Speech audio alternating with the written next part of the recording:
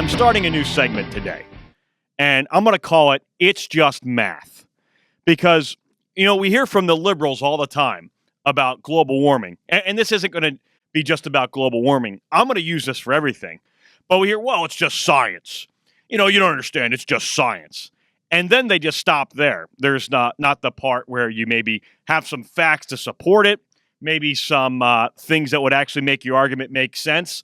But I'm actually going to do a different way. I'm going to call it It's Just Math, and I'm going to give you the math behind it, and I'll actually have some supporting facts with that as well. So the first thing I want to start off with is their favorite, global warming. That is, we hear it's just science all the time. Well, I've already dismantled Al Gore's supposed scientific statements, and I want to get into the math of global warming. Now, let's just forget about global warming, whether you believe it or not. And let's just pretend that you do believe in global warming.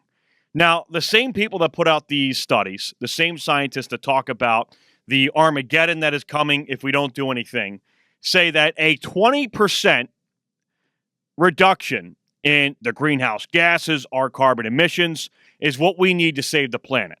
And that's what all these regulations are for, all of these rules. Now, let's take a look at the math at that.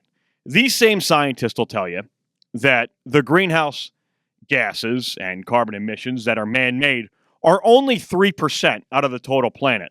So 97% of it you can't do anything about anyway.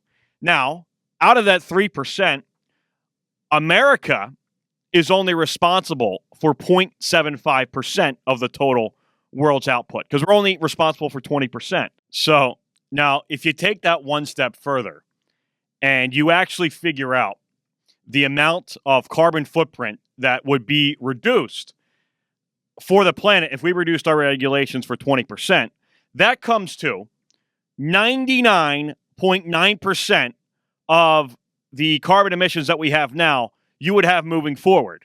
And I'm supposed to believe that's what's needed to be able to save the planet from complete Armageddon.